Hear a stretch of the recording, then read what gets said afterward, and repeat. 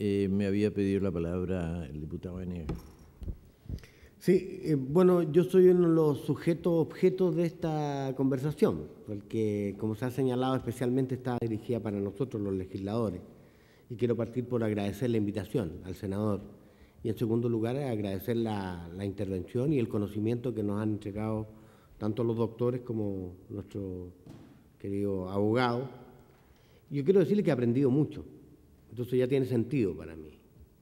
Tampoco voy a arriesgar juicios porque estoy aprendiendo, estoy conociendo, estoy entendiendo más en profundidad el tema.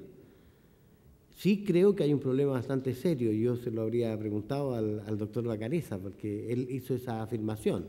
Es decir, él plantea un propósito, que ojalá esta discusión se quite el sesgo religioso, pero uno se acerca a la realidad con lo que es. Yo soy un hombre religioso, y además soy demócrata y cristiano. En consecuencia, me acerco a la realidad desde los valores, y si no, no soy. Y hay valores que son...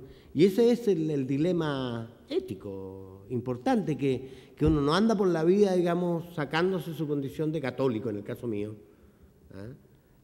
Cuando legisla, no sé cómo se podría hacer ese ejercicio, digamos, porque uno no construye en un vacío cultural, uno actúa desde lo que es y de las circunstancias y desde lo que son sus realidades personales. Y eso creo que yo que es un problema bastante serio. Pero lo que a mí sí me parece muy importante, y por eso es que me pareció interesante la invitación, y oportuna además, porque estamos ahí, tenemos que emitir opinión, y ojalá que como partido no demos el espectáculo de no aparecer coherentes con todo lo que ha sido nuestro planteamiento, porque eso confunde. Este es un tema justamente complejo porque nos mete en el campo de lo valórico, y eso es lo que más complicado nos tiene. Pero no hay que tener, yo ahora me doy cuenta que me queda evidente que tenemos gente de gran talento, de gran conocimiento para hacer un aporte a esta discusión en la sociedad.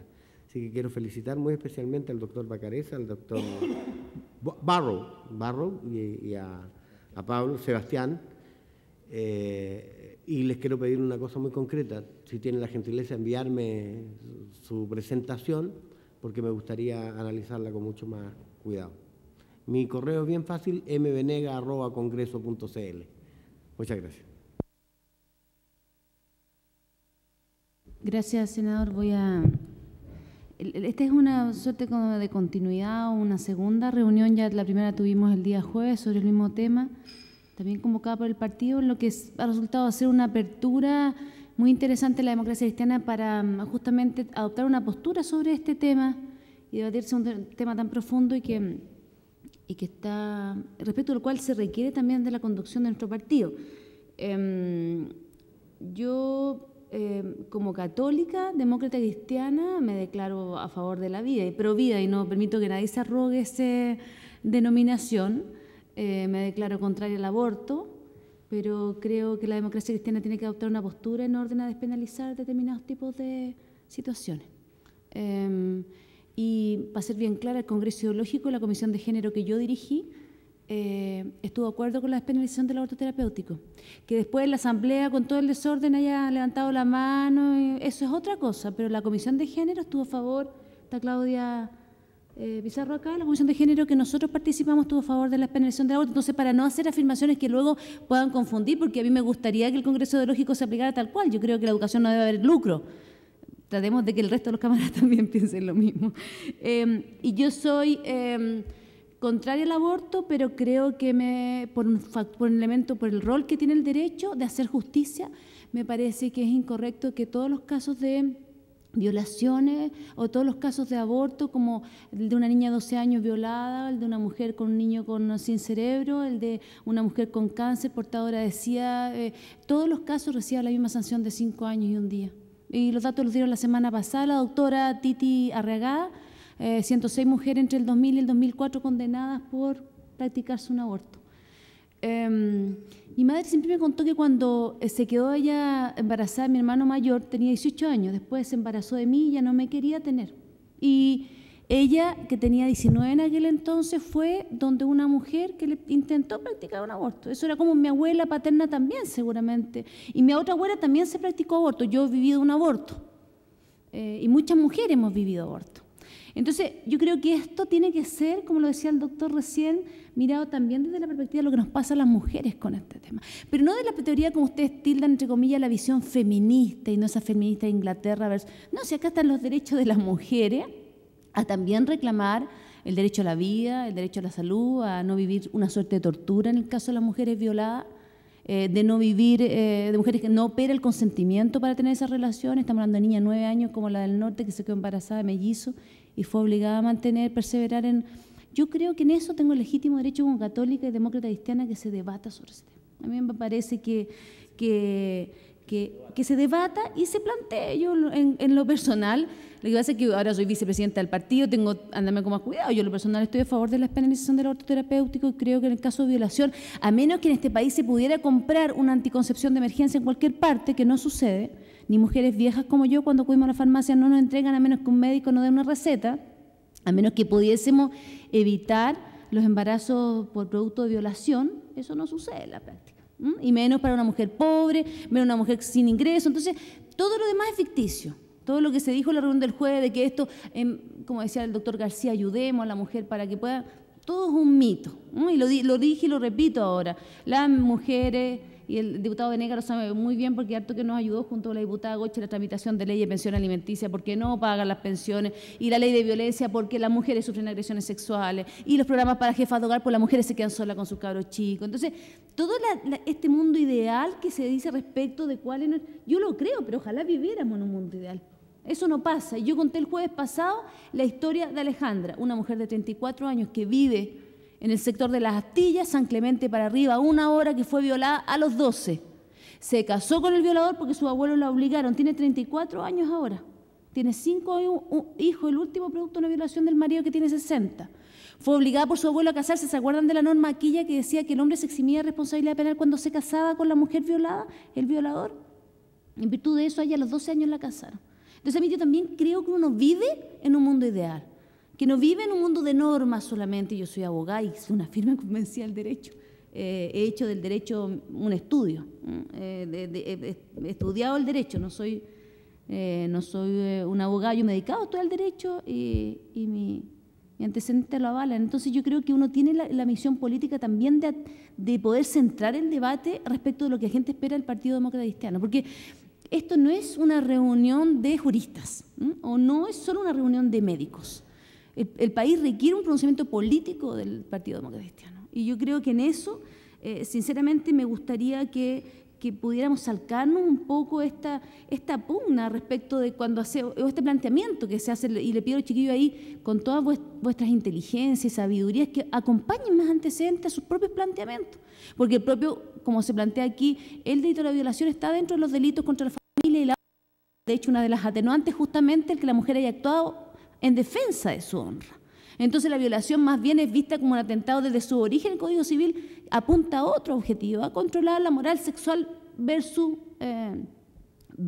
efectivamente hacer punible una acción del Estado frente a la comisión de un delito porque se atenta, o sea, la fundamentación del aborto en nuestra legislación. Si es que nos vamos solamente a lo jurídico, hagámoslo puramente y hagamos ahí una claridad, pero yo lo que siento es que ni siquiera tenemos que caer en eso porque tenemos que ser capaces de evidenciar qué es lo que pasa. Claro, el doctor Koch, que me cuesta pronunciar su apellido porque es con K, uno que vino la semana pasada, él dijo que solo 20.000 al año. Los médicos dicen que 100.000, organismos internacionales dicen que 200.000, que van entre cero costo, los que se practican en la casa. Una amiga mía hace pocas semanas atrás quedó sin trabajo y se practicó, me dijo, me practiqué un aborto. Esto sucede todos los días, para que también develemos, la gente no anda publicando porque no quiere seguramente ir a la cárcel, pero la gente se practica aborto, desde los que hacen en la casa con pastillas hasta los raspajes que cuestan entre 800.000 pesos y 1.200.000 en una clínica privada. Entonces yo siento, solo para ser honesta, porque a mí me gustaría llevar este debate en forma honesta. Yo creo que los demócratas cristianos además se lo deben al país. Uno no puede partir solo de supuestos éticos, morales, ideológicos, médicos o jurídicos. Aquí tenemos la obligación de hacernos cargo de una realidad que sucede todos los días en Chile y respecto de lo cual la democracia cristiana no puede seguir vendándose o poniéndose una venda contra el ojo. Yo creo sobre los ojos. Frei Montalva, de implementar una política de anticoncepción en Chile. Yo no creo, insisto, soy contra el aborto, pero creo que no nos podemos quedar con una voz bastante clara sobre la materia, que sea una voz que refleje el sentir, el pensar y la realidad de lo que está pasando en nuestro país. Entonces, solamente agradecer nuevamente a los chiquillos, porque lo encuentro, los dos son espectaculares, incluso el apasionado doctor Koch que estuvo la semana pasada, pero siento que también es una misión de los demócratas cristianos irle aportando a este debate, y yo traigo a colación una publicación de la doctora Lidia Caso, que nos fue entregada la semana pasada, el aborto en Chile, de una mujer que seguramente llamarías tú feminista, yo también me denomino feminista, Lidia Caso, que es una abogada que ha trabajado en esto mucho tiempo, que es súper interesante respecto de cifras y eso, que son bastante más distintas a las que se exponen por el académico de la Universidad de Chile, solo para invitarlos a seguir debatiendo. Yo creo que hace bien que los demócratas cristianos estemos en estos temas, como también en la venta de la sanitaria y otros más, pero este me parece fundamental. Gracias, senador. Muchas gracias, Laura.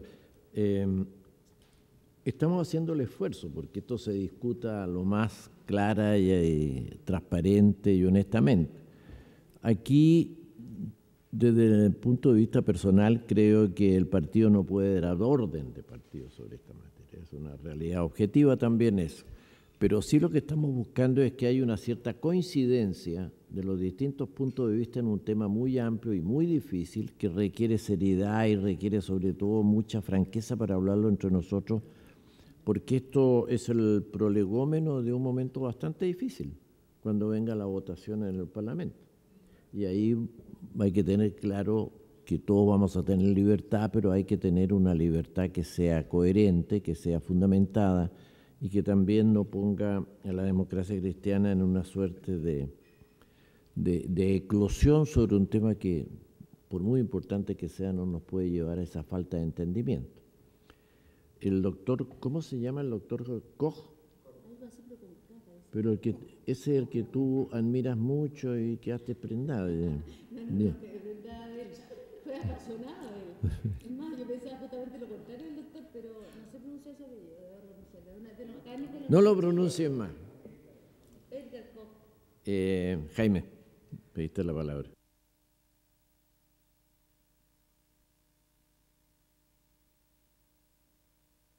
¿Tú querías? Ya, entonces, por favor, te ofrezco la palabra a ti y después dejamos a Jaime.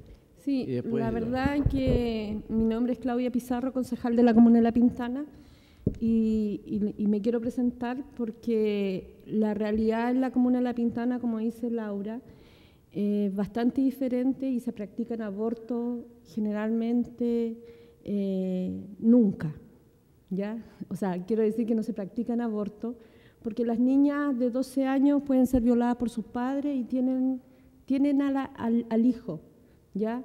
Cosa diferente a comunas como Vitacura, donde el aborto es clandestinamente y porque está el poder adquisitivo para hacerlo. Por lo tanto, la natalidad de embarazo adolescente en la comuna es bastante alto. Y de padrastro, y de hermanastro, o de hermano, o de tío, de todo. Y esa es la realidad que hoy día se vive. La verdad es que yo estuve en el Congreso Ideológico, en esa comisión de género, y esos documentos que quedaron guardados, hoy día estamos discutiendo parte de esos temas, hoy día en este gobierno de Piñera, y la verdad es que nosotros necesitamos acercarnos a la realidad que quiere el país. Nosotros creo que debemos acercarnos a lo que quiere el país y nosotros como demócratas cristianos dar ese ejemplo. Nosotros vemos a diario ese sufrimiento de hijos no deseados, ¿ya? Yo también soy hermana de una hermana que está en Argentina, y a mi hermana le dio la rubiola acá en Chile y ella vivía en Argentina. Y precisamente en el año 89 le recomendó el INTA abortar terapéuticamente y ella no decidió, se fue a Argentina y tuvo la guagua y allá no está prohibido el aborto, le sugirieron hacérselo y no lo hizo. Y por eso creo que lo que dice Sebastián es muy cierto, la mujer es dueña de su cuerpo y generalmente es la mujer la que decide seguir manteniendo a ese hijo. Y muchas veces cuando nace enfermo ese hijo, los padres, los hombres desaparecen por completo. Porque yo he visto la realidad de los hospitales y cuando nace un hijo enfermo, quien sigue batallando con ese hijo siempre es la madre. Porque los hombres, disculpen los presentes, pero los hombres no están preparados quizás para el dolor, pero se van de la casa y se van de la familia. No es la generalidad, pero yo tuve un hijo que nació enfermo, ya no sabíamos que nacía enfermo, y mi marido se fue de la casa, ya se fue, desapareció por un mes. Y yo veía cada día que iban a ver a los niños, veía que habían miles de mujeres solas, igual que yo, ya. Porque nace un hijo enfermo, los hombres se van, siempre esperan hijos sanos, ¿ya? Y esa es la generalidad. Mi hijo después murió, a los 3 meses no alcancé a llevarlo a mi casa, incluso casi me fui al Calvo Maquena en ese tiempo. Yo trabajaba con Guillermo Yungue, compadre de Osvaldo Altaza, y me quedé en la clínica Las Lilas y después tuve que pagar 7 millones por mi hijo muerto. Por lo tanto, la verdad que si eso lo hubiésemos sabido a tiempo, no hubiésemos pasado tanto sufrimiento y la verdad que ese dolor lo vive la madre finalmente sola.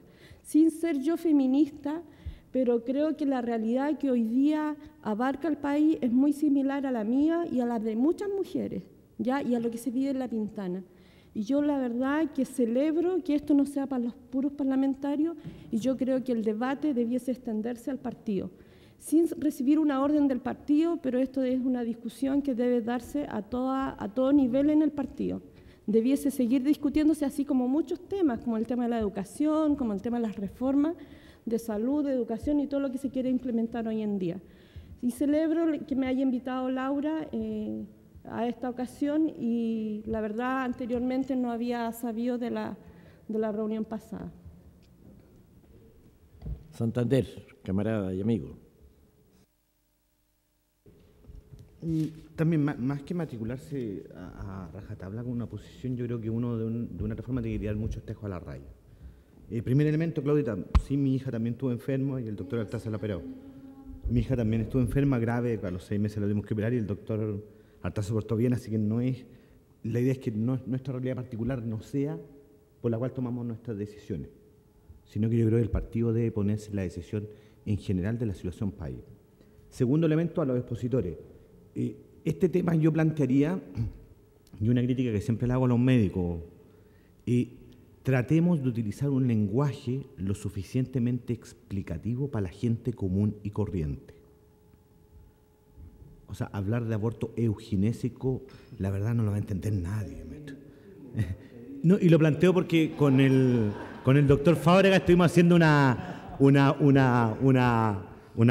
grabaciones y tuvimos que traducir a un lenguaje que la gente lo entienda, porque si la verdad intelectualizamos demasiado el debate, al final van a discutir aquellos intelectuales y la gente común y corriente va a ser receptora de una discusión que se dio a otro nivel, que no lo entendió, ni participó, ni tuvo nada que ver y se va a sentir muy lejos.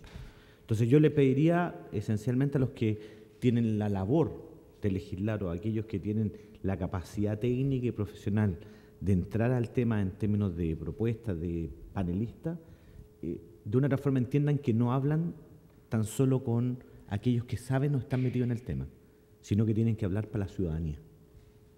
Porque la democracia cristiana tiene que hablarle a la ciudadanía.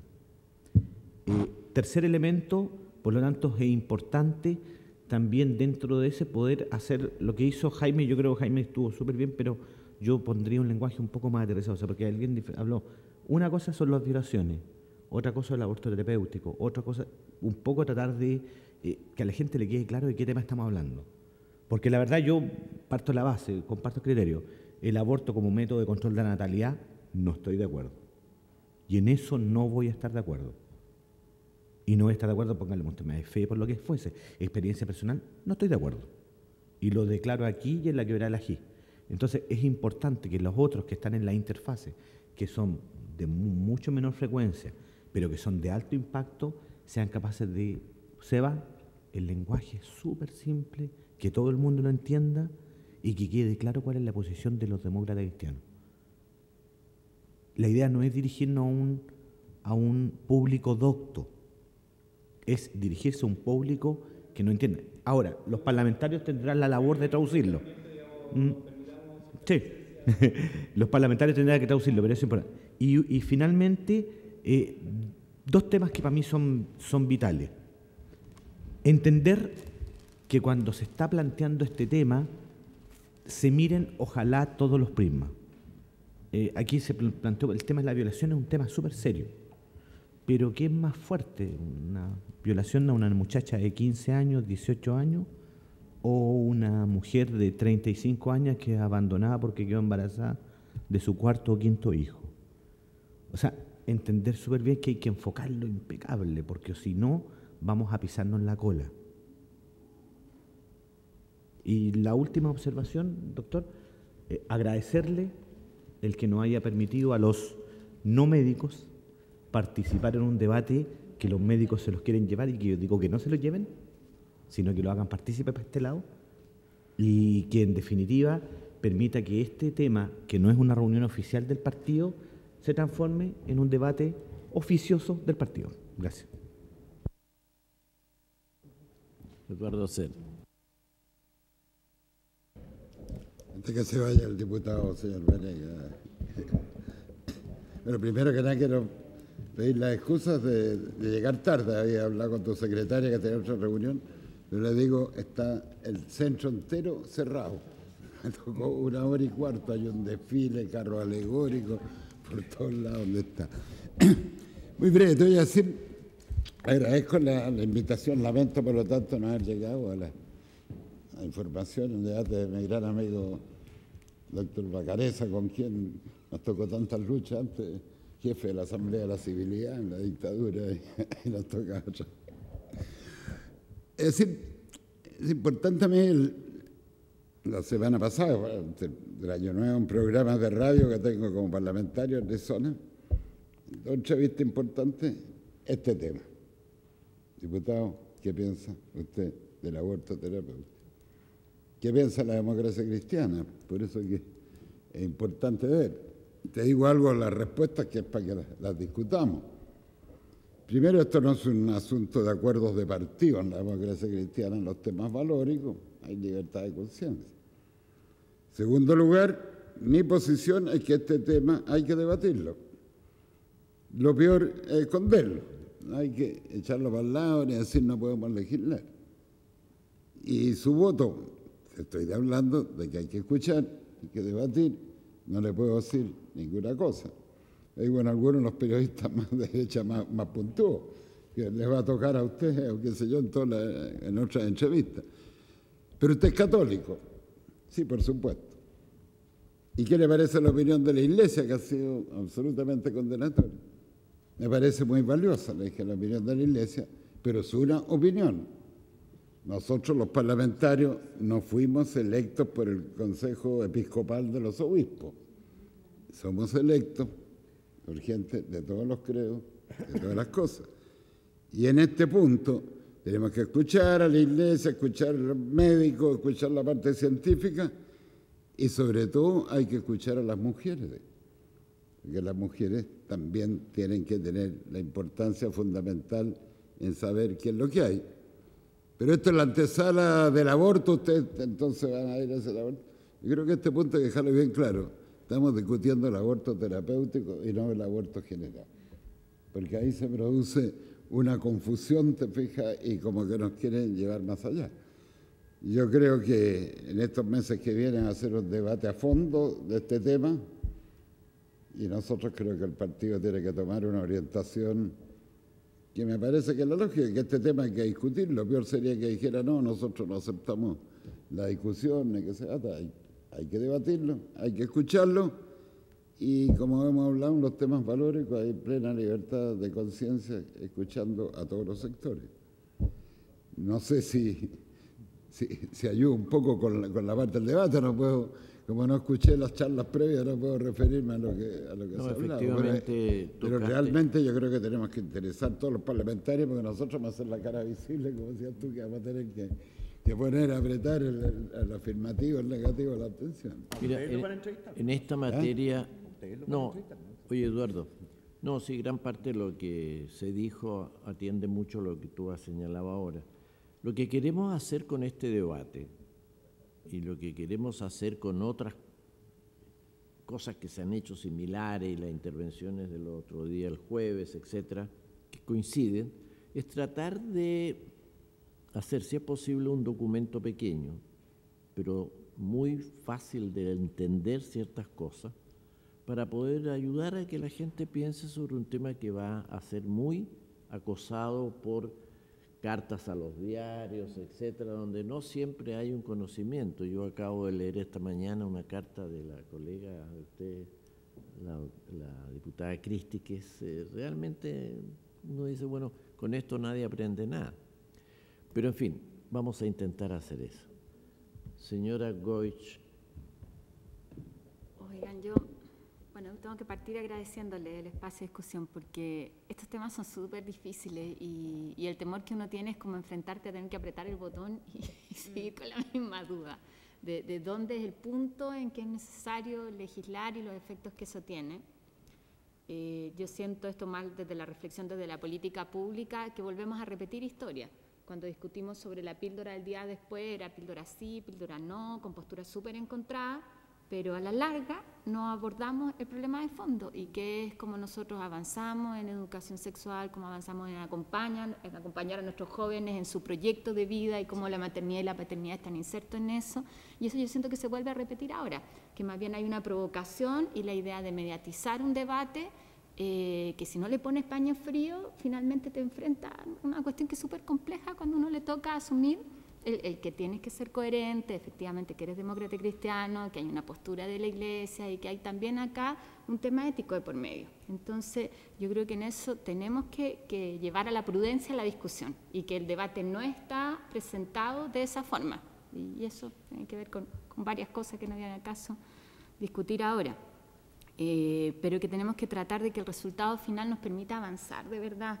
Yo siento que discutimos, o sea, que dedicamos mucho tiempo en la discusión pública y también en el Parlamento a estos que son algunos casos, que como decía bien Osvaldo, son igual de importantes, pero son algunos casos, pero la gran mayoría de los casos son lo que nos contaba la Claudia y la Pintana, la Laura, de las experiencias, y que además son más fáciles de resolver, yo encuentro, o sea, que tiene que ver con la decisión y con entregar recursos y eso. Entonces, yo creo que allá hay un espacio que uno también tiene que visibilizar en la discusión pública y que además es mucho más amable y donde uno podría tener mejores resultados. Es como evitamos los abortos antes y porque finalmente decimos bien la píldora, porque finalmente estamos, aún ante la duda de ser abortida, teníamos la posibilidad de evitar abortos. Entonces, yo creo que ahí hay un espacio para la discusión del partido y que igual es importante tomarlo y no entramparnos en esto de que nos quieren decir ustedes acá, progresistas o no progresistas, no sé. Después, yo siento que a mí me hacen falta elementos para saber dónde o sea, qué proyecto necesitamos abordar. Y a mí no me cabe duda que acá hay detrás de un grupo de legisladores la intención no solo de aborto terapéutico, sino de aborto de frentón. Y yo creo que ahí nuestra postura es súper clara y la duda está en ese límite que ustedes también señalaban, ¿no? Y si eso se justifica o no. Y cómo poder nosotros, los demócratas cristianos, señalar eso con nitidez y llevar el debate ahí. Yo creo que ese es el desafío que tenemos y en eso la colaboración de ustedes es clave. Y quiero, no solamente se lo mostraba a la Laura recién, una encuesta que salió hoy día. Bueno, pueden haber miles de encuestas acá, pero de la Diego Portales, que señalaba que en esto la ciudadanía es más adversa al aborto de lo que uno esperaría. Y yo solo quiero rescatar más allá de la encuesta, porque probablemente vamos a encontrar de acá y de allá encuestas, pero cuando se habla de representar a la ciudadanía, quizás uno puede tener sorpresa. A mí me pasa, y todavía tengo las dudas con los chiquillos más jóvenes en la región, que ellos eran súper contrarios a la píldora. O sea, cuando hicimos estudio un poquito más sistemático previo a las elecciones, nos sorprendió eso. Y estábamos justo en el debate público y uno decía, los cabros en esto deben ser mucho más liberales, y no es así. Entonces, esto lo he hablado harto con gente de la iglesia, y yo creo que en esto nosotros tenemos que también plantear nuestra postura con coherencia y como sin vergüenza en eso. Es decir, aquí hay defensa de la vida, ¿y qué implica? No cerrarse al debate, y en eso absolutamente. O sea, como nosotros asumimos algo que se da en la realidad y no podemos decir que no se produce un aborto, y cómo enfrentamos eso y ser muy propositivos al respecto. Pero también ahí yo creo que aquí hay una oportunidad de mostrar coherencia. Cuando aquí ustedes plantean el tema de las mujeres, o sea, yo me siento súper tocada, y yo creo que a todas las mujeres nos pasa es que decimos, oye, si yo me enfrentara a eso, o sea, mi hija de 12 años fuera violada, ¿me entendí? O sea, si yo tengo que tomar la decisión, y es imposible no hacerlo, si esto es tan humano, tan lo que tú dices, o sea, ahí está, y probablemente en ese minuto en que te ponen la prueba de fuego y se te olvidan todos los principios y todo lo que uno exige para los otros. Y yo creo que uno tiene que hacerlo, y como legislador tiene la obligación de hacerlo. Porque ahí está el mundo real, al que se ve afectado con lo que uno decide. Pero también cuando, no sé, pues hemos encabezado varios acá la defensa por el postnatal, con Mariano, con la Laura, ¿cierto? ¿No es cierto? Nos acompaña acá el colega diputado, varios, y uno dice ahí la defensa es de los derechos del niño, ¿no? Y estamos exigiendo un postnatal irrenunciable porque hay un derecho de un niño. Entonces yo no puedo no decir acá que también estamos defendiendo la vida que está por nacer. Ahí es donde uno dice, dónde está el límite, porque el mismo argumento que usan para decir, bueno, la madre puede decidir o no si alimentar a su guagua o si mejor trabaja, si esa es su opción, y finalmente yo siento que ahí está lo mismo. Y si uno es coherente tiene que decir esto de principio hasta el final, ¿no? El derecho del niño, y el derecho del niño del que además no puede defenderse, el que tenemos que cautelar. Así que eso, yo insisto que tengo más preguntas que respuestas, pero creo que tenemos la obligación de poner estos elementos en el debate, y ojalá conseguir que más allá de la polémica por el aborto sí o el aborto no, avanzar un poco los temas donde uno puede tener resultados en este país. A ver, yo quisiera pedirle a los contertulios, si alguien quiere usar de la palabra para luego ofrecérsela a nuestros dos expositores y con ello terminar la reunión. ¿Ah? ¿Por qué dos?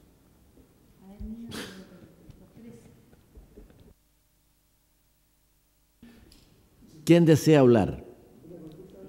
¿Sí? Resulta que en la mayoría de la gente común existe unas ciertas normas o credibilidades. Decir, bueno, usted es alcohólico, usted es drogadicto, usted, señora, tiene más de 55 años, piensa tener una guagua, está decidido a tener una guagua. Entonces, esas son cosas que para partir de ahí, ¿no es cierto? Decir, bueno, sí, en realidad fuimos los culpables. Entonces, porque eso, y lo otro es las pésimas condiciones ambientales que hay en el país, que son de las peores del mundo. Entonces, respecto a los polvos de relave de algunas regiones del norte, y en la zona centro-sur, la cantidad de pesticidas, herbicidas y todas esas cosas que, claro, si el camarada Juan Carlos Latorre recopila las fichas, y yo creo que a él no le va a costar nada, del hospital de Rancagua respecto a las muertes por malformaciones, o ver las malformaciones.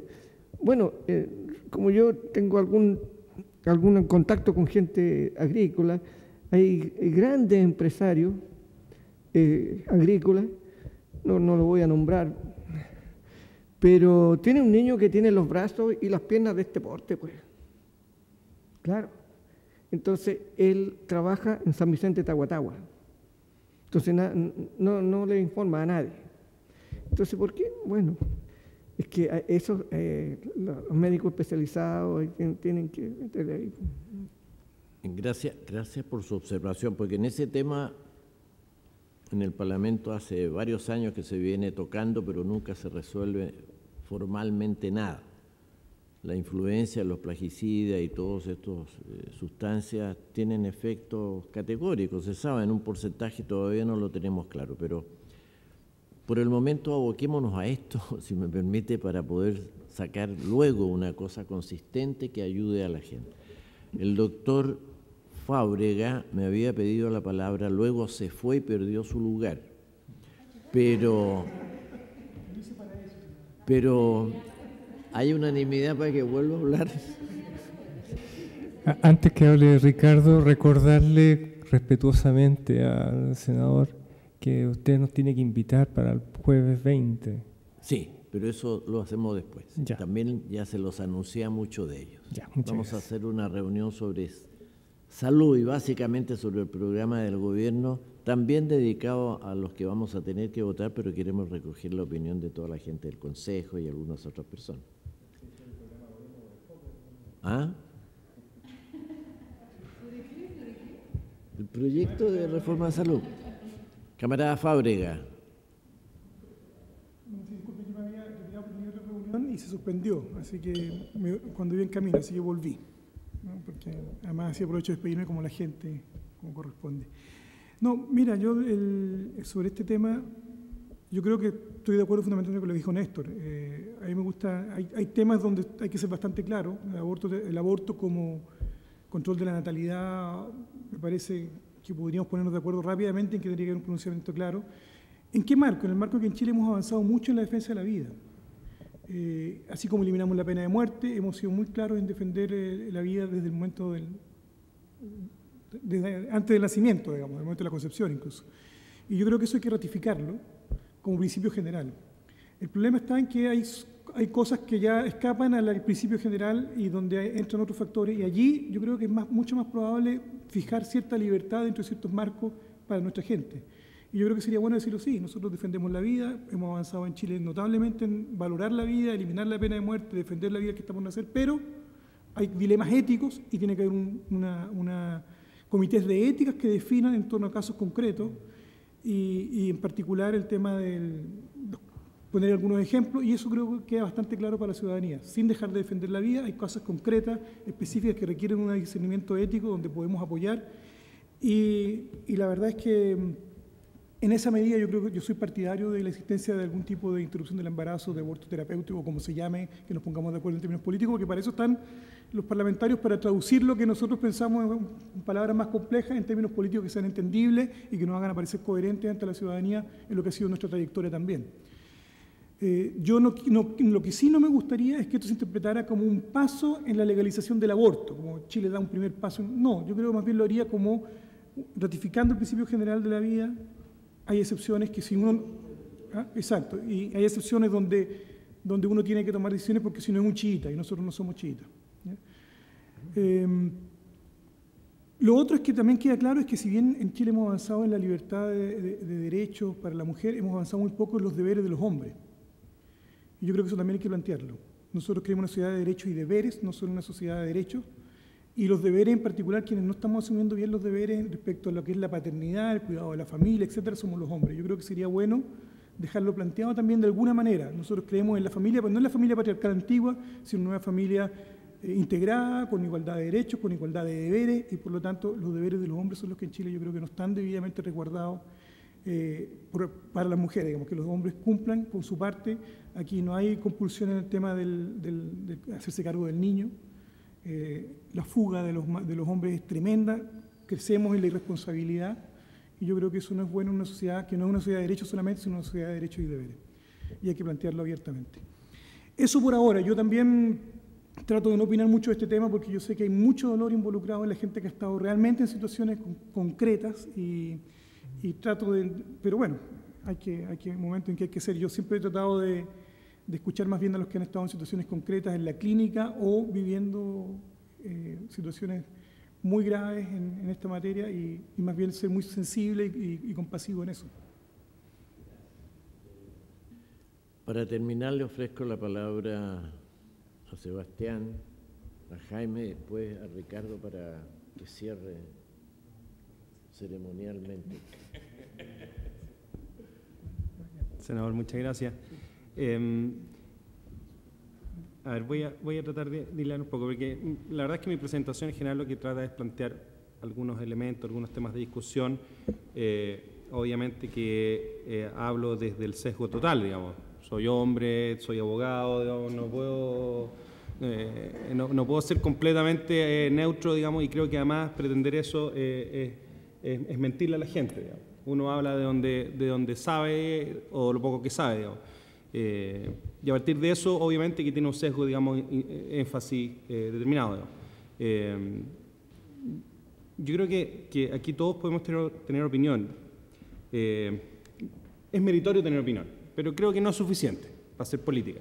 En general, lo que se plantea en la discusión bioética es que hay que dar razón de los dichos. O sea, en el fondo, podemos entender que hay ciertas cosas obvias, pero aquí en esto no hay nada tan obvio. No hay nada tan obvio. O sea, cuando uno escucha a la senadora Matei diciendo, pero si esto es obvio, a mí por lo menos lo que me pasa es decir, chuta, a medida que uno más lee, más se da cuenta que sabe poco, entonces uno empieza a hacer las recomendaciones a la prudencia, digamos, para opinar. Entonces la gente que opina con tanta autoridad a mí me genera cierta inquietud, porque hay dos premisas. Primero, estamos hablando de un tema muy sensible para no solamente, insisto, yo sé que faltan mujeres en la discusión, digamos, pero me resisto a caer en la lógica de que esto es una discusión solo de las mujeres. No puedo aceptarlo. No puedo aceptarlo tanto desde lo emocional, porque soy padre, como desde lo ideológico. No puedo aceptarlo. Pero insisto, y por otro lo que es un tema que es pantanoso, es fangoso. O sea, si recuerdan cómo surgió esto, surgió una entrevista pública de una periodista que valientemente expuso un problema vinculado no a aborto terapéutico, sino más bien a lo que entendemos por aborto eugenésico, más allá de la confusión del concepto. Era que la Mónica Pérez, que habló que había tenido un embarazo en que fue diagnosticado, digamos, la inviabilidad del feto, y que ella planteó que como en Chile no existe aborto, al final tuvo que esperar 1 mes y medio antes de perder naturalmente a su hijo o hija, no sé. Para mí al menos es imposible no empatizar con un calvario que significa un embarazo destinado al fracaso, digamos. Pero en fondo, para que se entienda que esta discusión no la podemos cerrar, una discusión, o sea, parte con aborto eugenésico, deriva hacia aborto terapéutico, y al posteo siguiente, digamos, nos tiran sobre la mesa 150.000 abortos, que en el fondo estamos hablando de otra cosa. O sea, en el fondo la discusión es compleja, más allá de que nos confundamos. O sea, se nos plantea necesariamente una discusión mayor.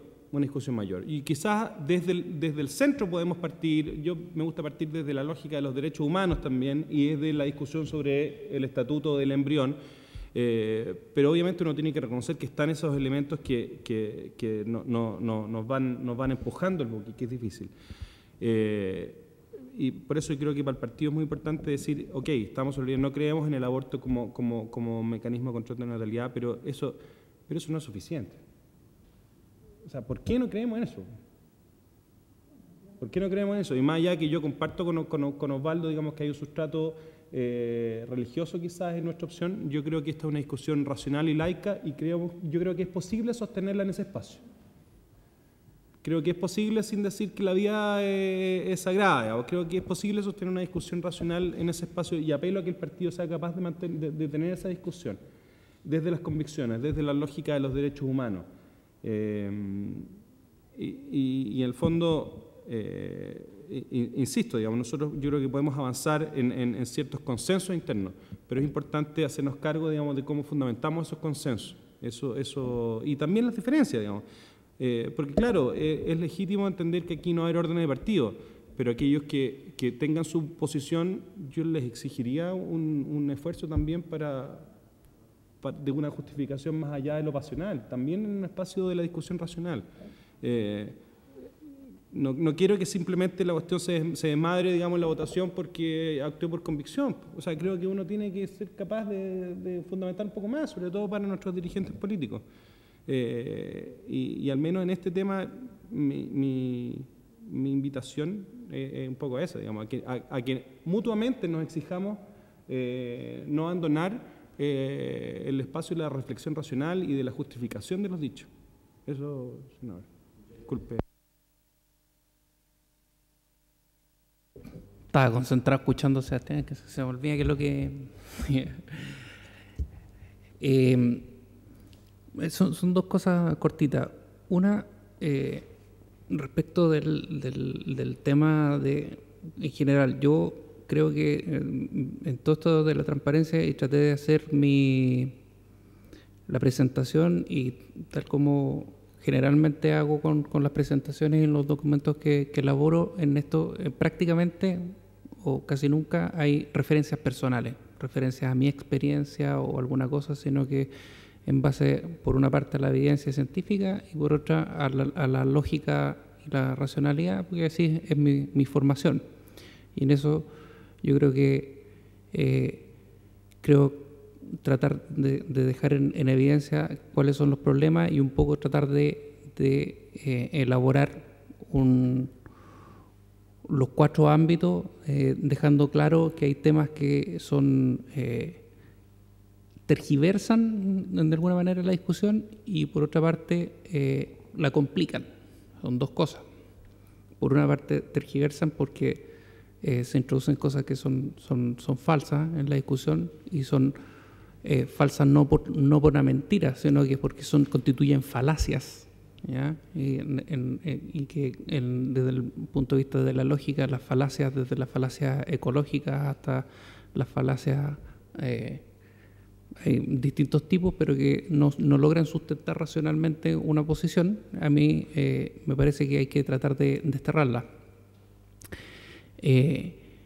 Y en ese sentido creo que las referencias a la experiencia, o la señora Juanita que me dijo esto o me dijo lo otro, siempre se pueden contraponer contra la experiencia de otra persona que dice que mi experiencia es esta otra. Y en ese ámbito no nos podemos entender, no podemos llegar a acuerdo, porque está el nivel de subjetividad de cómo interpretamos lo que se nos dijo o el testimonio, que finalmente tenemos que analizar o la lógica de los argumentos o la cientificidad de los argumentos. Ahora, cuando yo presento el tema de si son 160.000 o 20.000, a mí no me da lo mismo para el argumento si en este momento son 160.000 o 20.000.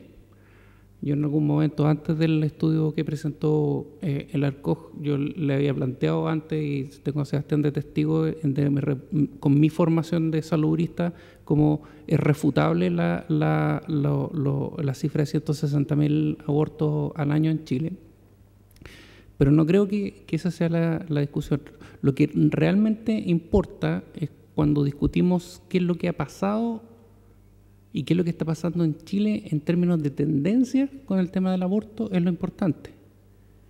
Y sean 160.000 o sean 20.000 ahora, la verdad es que en los años 60 las mujeres hacían nata en los servicios de ginecología en nuestros hospitales, muriéndose por los abortos, y hoy día ese no es un problema.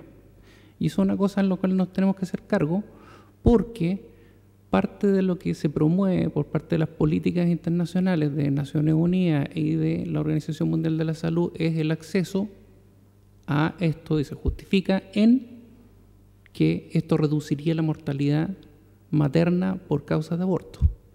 Frente a eso, es un tema que no aplica en Chile, y simplemente por eso es lo que yo trato de dejar en evidencia. Entonces, el tema, para ser, yo no me hago cargo del tema de si hay transparencia o no transparencia en las cifras, son reales o no son reales. A mí me parece que podemos meternos a discutir cuáles son las cifras concretas, pero yo creo que eso no es lo importante. Lo importante es que los argumentos los presentemos en tal posición de que sean posibles de discutir. En ese mismo sentido, creo que cuando uno plantea si es discutible o no el efecto de una modificación legal, no está queriendo decir tampoco que sea partidario o que encuentre que sea la situación ideal de que una mujer que se provoca un aborto vaya presa. O sea, a mí me duele tanto que se haya una mujer presa como también muchas otras personas. O sea, nosotros sabemos del caso de este joven que vendía CDs pirateados y que murió en el incendio de la cárcel en San Miguel. Y uno se pregunta, bueno, ¿y por qué está preso este gallo? ¿Por qué estaba ahí si lo que estaba haciendo era vender CDs? ¿Por qué no hay otras alternativas? Lo que no me estoy preguntando es si vender CDs pirateados es ilegal o no. Podemos discutirlo también. Pero yo cuando discuto si vender CDs pirateados es ilegal o no, no estoy discutiendo que una vez que cuando yo considero que es ilegal, toda aquella persona que comete esa ilegalidad necesariamente tiene que pagar con una pena de cárcel. No es lo mismo. Y eso, ser súper transparente. Yo no creo que se justifique que ninguna mujer que se produce un aborto tenga que ir a la cárcel. Entonces, por eso... Sí, ahí salió la política. Finalmente, creo que, y eso lo planteé también en la otra reunión, el tema más urgente en términos de legal, un tema que planteó Osvaldo respecto del tema de la ley de derechos y deberes de los pacientes. En la ley de derechos y deberes de los pacientes se plantea el tema de los comités de ética. Y por eso es que cuando nosotros tenemos este problema de que no tenemos la obligatoriedad de que en los servicios de salud existan comités de ética y que esos comités de ética tengan un estatuto especial que les dé un respaldo y que ayude a orientar a los médicos que no saben qué es lo que hacer con estos casos tan difíciles, entonces se hace urgente que solucionemos el tema, porque nosotros podemos discutir mucho el tema del aborto, que es como el final del problema, pero en lo inmediato no estamos ayudando a resolver porque ha sido una ley que se ha dado vuelta en el Parlamento hace 8 años y que tiene mucho avanzado, pero que en este momento la pelota la tienen los senadores y que yo creo que deberían hacer algo para que esta ley saliera. Y finalmente, una última cosa, la Comisión Nacional de Bioética, que también depende de los senadores. Sí, lo que pasa es que ustedes deberían exigir que el Ministerio presente, el Gobierno presente la comisión para aprobar los senadores por 2/3 de sus miembros. O sea, eso es algo que el Senado tiene mucho que decir. En los países en que se ha aprobado el aborto ha aumentado, pero ahí no está considerado si ha aumentado o no el aborto terapéutico o el aborto eugenésico, sino que el aborto como fundamentalmente control de la natalidad, así que esa pendiente no tiene una realidad ni una tingencia mayor en lo que estamos discutiendo.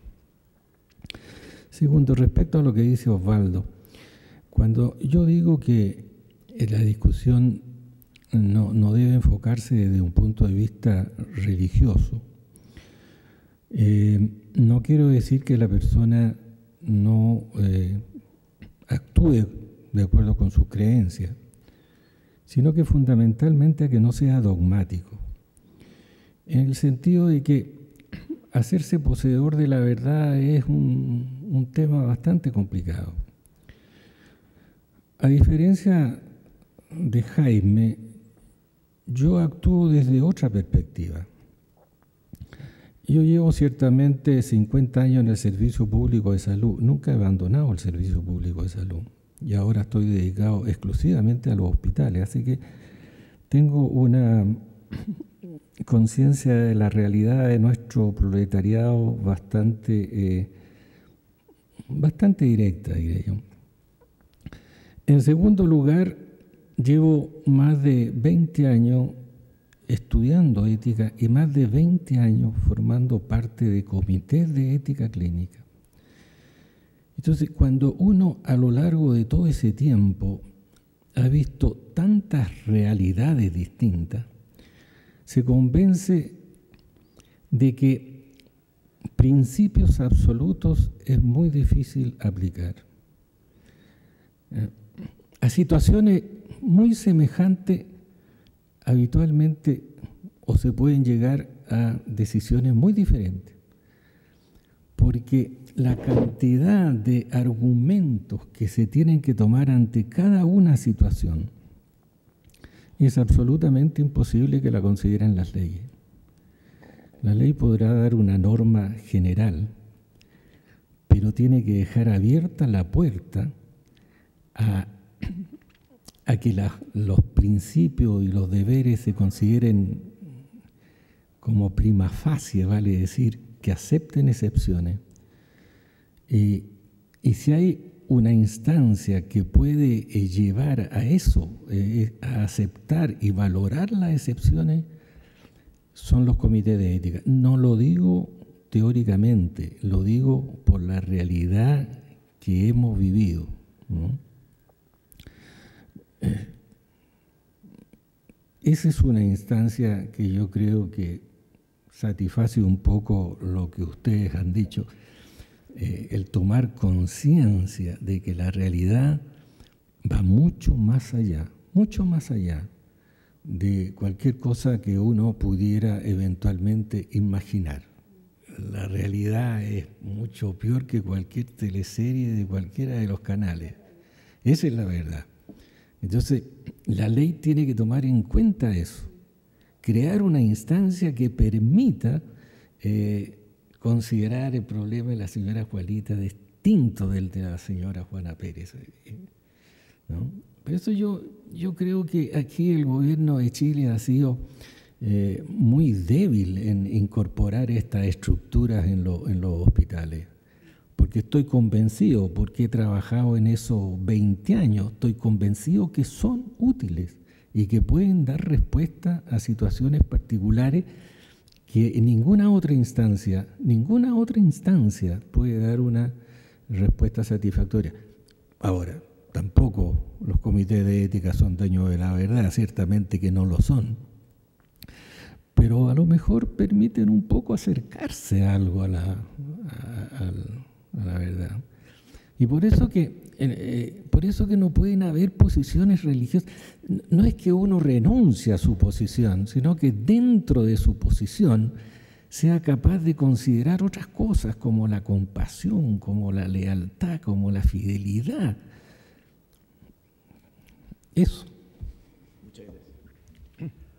Bueno, muchísimas gracias por la presencia, pero además quiero agradecerles mucho.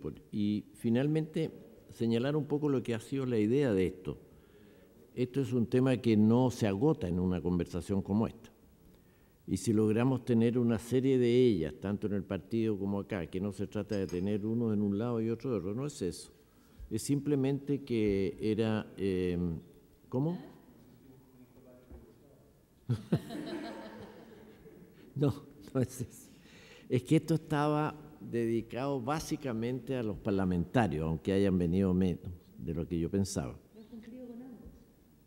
Pero... Así es. Bueno, y habla de la diversidad también, que no es la unanimidad, como lo hemos dicho siempre, sino que la diversidad dentro de la fraternidad. Y vamos a tratar de ver las cosas en conjunto. Lo que creo que podemos hacer y puede sernos muy, muy útil es que como tenemos esta grabación, vamos... en Twitter si la pasa por el canal del Senado. No puedo... Que vaya al caso particular. No creo que se pase porque es una cosa muy especial de un determinado comité, es poco probable. Pero sí lo que vamos a tener es una traducción completa para que, no traducción, sino que entregársela en papel probablemente, para que ustedes que fueron los expositores nos ayuden en un plazo breve de unas 2 o 3 horas, para mañana, un poco lo que es el resumen de esto y hacer un consolidado que nos permita remitírselo a ustedes si están de acuerdo, aprobarlo y después tener una nueva conversación con este mismo universo que nos permita modificar algunas cosas o avanzar en lo que hemos hecho. Creo que aquí se han sido expresadas ideas extraordinariamente útiles y lógicas que están siendo contrariadas por la lógica del tratamiento del tema. No sé si me explico. Yo quisiera que esto hubiese sido de otra manera y hay que tratar de que sea de otra manera. Por de pronto, yo creo que hay cosas previas y yo comparto con algunos de ustedes eso. Uno, yo creo que no es lo mismo tener o no tener la ley de derechos y deberes. Que no me preguntes por qué no ha salido. No hay explicación. No hay nomás. Si de repente las conductas de la gente es una cosa increíble. Segundo, que tenemos instrumentos que no los hemos vitalizado, como son todo lo que señalas tú, y que todo ese mecanismo que se creó fue porque creíamos en él, estamos convencidos que sirve. Tercero, yo tengo temor, y esto que no salga a América Latina, yo tengo tremendo temor de cómo se lleve la discusión en el Senado a raíz de las personalidades de los firmantes. Tengo pánico, esa es la verdad de las cosas, porque no hay mucha tolerancia, hay más, como diría yo, una autoestima exagerada y hay una sensación de verbalismo veraz, así de que yo lo dije, por lo tanto es cierto. ¿Ah? Sí, es muy difícil convencer lo contrario. Ha sido casi un camino al cielo poder tener